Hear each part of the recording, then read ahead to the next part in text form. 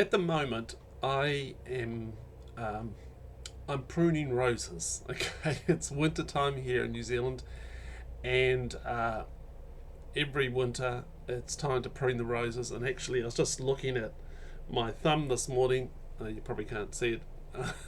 Or you definitely can't hear it if you listen to it on the podcast. But I found a thorn. I found a thorn in my finger, despite having leather gloves on and all that stuff on it. I still got a thorn on my finger.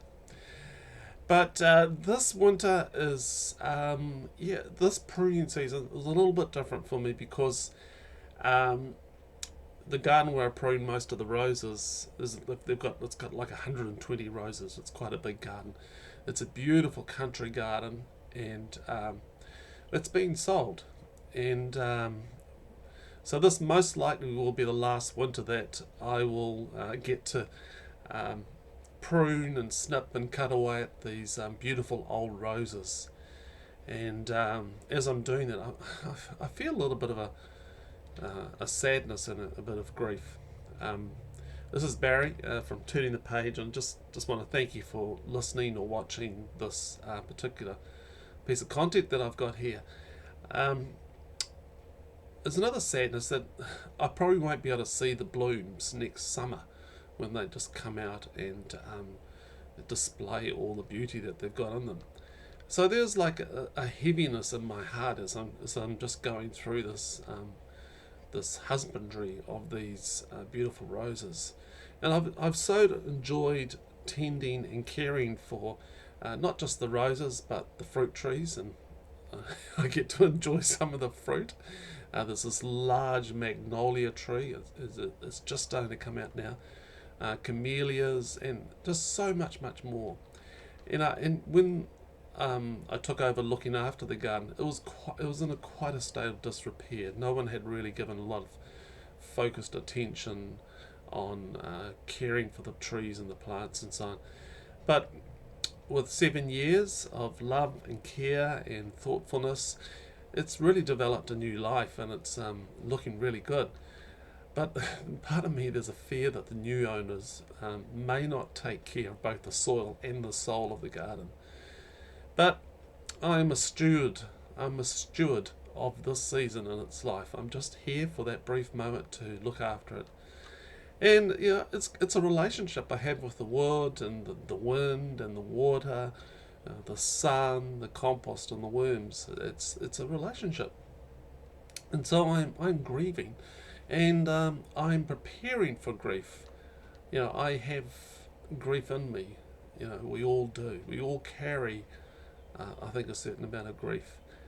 I wonder how do you sit with loss? How does it feel for you to carry some level of grief? What if I were to say that there is a time for you to grieve? To say, this is the moment for you to feel the loss. Now that can sound a bit mechanical, illogical, and sort of engineered. It also sounds quite defined, like you only have between these times, and after that, it should be over. And some people treat um, grief like that. But grief doesn't work like that at all. It can sweep up on you and catch you unawares, and it can't and won't be controlled.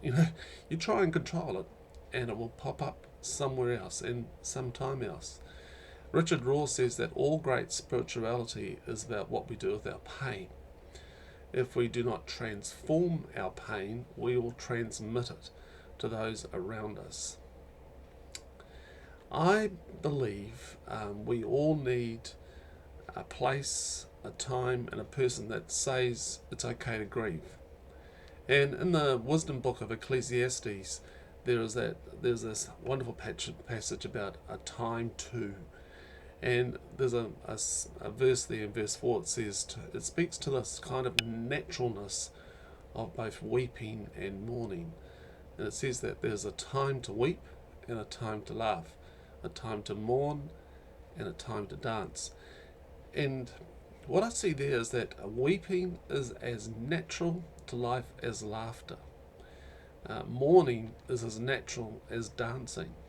It's normal, natural, to be expected. It's not to be avoided or diminished. There is a time to feel the loss, and that is okay. And that we needn't fear negative emotions. If we were to dig a little deeper into the passage from Ecclesiastes, we see that the little Hebrew word used for time is eth. Now, I've probably not pronounced that correctly in Hebrew, but it is a feminine noun. So there's a softness to this expression of time.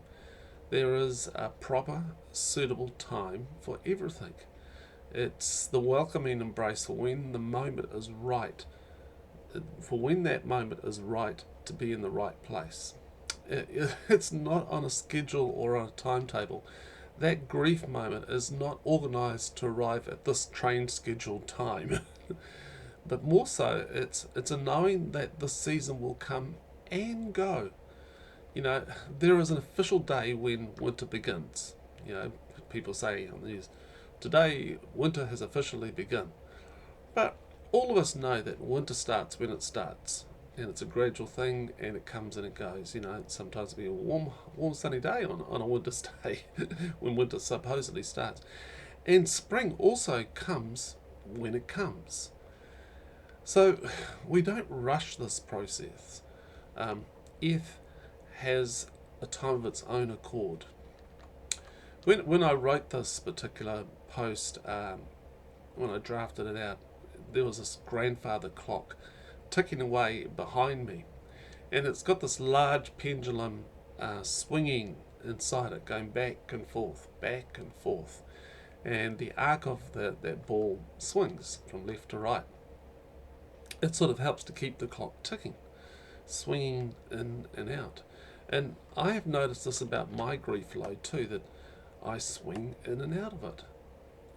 I've lost people to me, and felt the pendulum swing seemingly sit in that dark zone, and then it swings away. A memory comes and it swings me back, but maybe not so far, not so deep. And over time, the swings don't go so far in and not so severe. I want to assure you there is no perpetual motion machine of grief. But I do wonder what keeps some people's grief pendulum swinging so deep for so long. And I'm not sure, but perhaps the answer is to be found in understanding of forgiveness of ourselves and others. But how does one prepare for grief? That's a strange question, because I think we all, to some degree, carry a load of grief with us at all times. Those little losses, the hurts, the job redundancies, the deaths, the missed opportunities, the failing health, the words we wanted to say but somehow, some way we just couldn't, the broken relationships. I think we all carry something that at times can feel overwhelming. So here are some guidelines I've pondered about to prepare for grief. I think it's important to, number one, is to be okay with not knowing what grief will look like. See, I really don't know what it'll be like not to have this garden in my weekly life. It's an unknown. I can think about what I might be doing, but I wonder what I will miss the most. What will get triggered in me when I think of the roses or the magnolia. Every August I'll think of that beautiful magnolia. Will I think of the thorns, like this one I've got on my thumb, or the fragrance, or maybe both? There is an unknowing to much of life, and we have to sit in the mystery of wondering what will come next. The only thing I can be assured of is that I will not be alone in it. Jesus, in his grief load moment, he invited his friends into his Garden of Gethsemane, and they were there for him. And so I'm going to be okay with the pendulum swings, because I'm not going to go into it alone. Number two is to prepare for your grief is to keep the good memories alive. So over the years I have taken photos of the garden, different seasons, and bring different perspectives. So I've got pictures of the roses, I've got pictures of all sorts of things of the garden, and I'm going to put them into like a nice little book, so I can look at them whenever I like, and it helps me to keep my focus on good things. So as I grieve, I will celebrate the blessing and the gift of that time and place, that both the thorns and the fragrance. You see, I believe that where you focus, you will go. So I want to keep on focusing on that as a good time. Number three idea around about preparing for grief is forgiving the failings. Look, we live in a world where mistakes and bad choices happen. It's part of the tapestry of life. And I try to live with a short accounts book. I don't want to be a bookkeeper holding tightly to a ledger of rights and wrongs. So I try to forgive myself and others quickly. And one of the little affirmations I have each day is I'm discounting my mistakes before they discount me. You see, grief can so easily become like a swirling whirlpool of regrets. A central vortex can appear that sucks you down away and away from reality. Forgiveness, as one counsellor told me, can begin by letting the little fish go. Okay, just letting the little things go. And as you learn to let the little things go, the bigger things can go too. And number 4 is about on how to prepare for grief, is talking it out with someone safe. So sharing the load, sharing the loss, being vulnerable and open about a particular memory moment. Something might get triggered and you just want to, I remember doing this. I remember last August that this happened, whatever.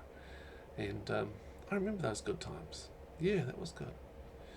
See, this is what I call an Emmaus Walk, which is a story from the Bible where two guys who were puzzling and they were having a lot of grief moments just after Jesus died. And Jesus sort of came alongside them and helped them, talked it out with them. And so this is an Emmaus Walk where we talk about the mystery of loss out with a friend. And we don't want anyone to faz. Now, what is faz? It's fix, advise, save, or set one straight. We don't need that. We just need someone to actually listen and be there. Talk about the goods and the bads and just to, be there. We want someone to sit with us and invite the stories of both the thorns and the fragrance. You see, we all have a suitcase of grief. And I wonder, is yours heavy or light? Perhaps as we learn to prepare for the pendulum swings, it will help with what we are carrying now. So some quotes for you to consider. Conversion, this is what Richard Rohr says, conversion, which is forever refining the most intimate nature of our experience, is a long, long process. It's a lifetime process. More a long road to Emmaus than a one-time road to Damascus. And I've been thinking about that quote a lot this week, and I think I've got to write a bit more about that one. It's so good. And Richard also says that when we fail, we are merely joining the great parade of humanity that has walked ahead of us and will follow after us. It's so encouraging, it's so endorsing that we're part of a parade.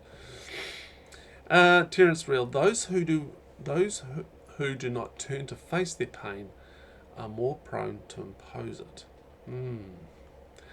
And Brené Brown, in cultivating compassion, we draw from the wholeness of our experience, our suffering, our empathy, as well as our cruelty and terror.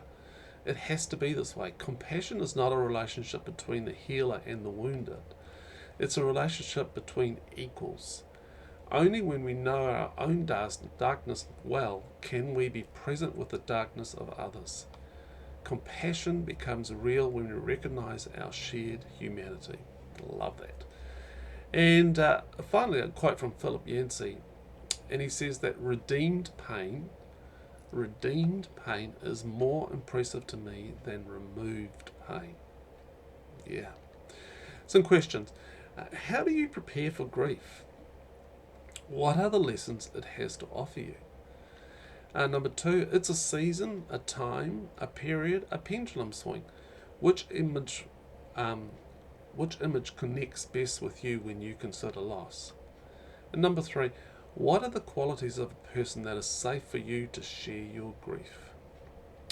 Hey, thanks for watching, thanks for listening, and I just want to say a big thank you to those people who support the podcast, the blog, the vlog, everything else via Patreon. Patreon is a great service where people can just join up and give a little bit each month, like at least a dollar a month, US dollar a month, and it just really helps me to keep this going, as in putting the content out and helping thousands of people around the world. So a big shout out and a big thank you to those people who support this via Patreon. Hey, thanks very much, and look forward to spending some time with you next week. Bye.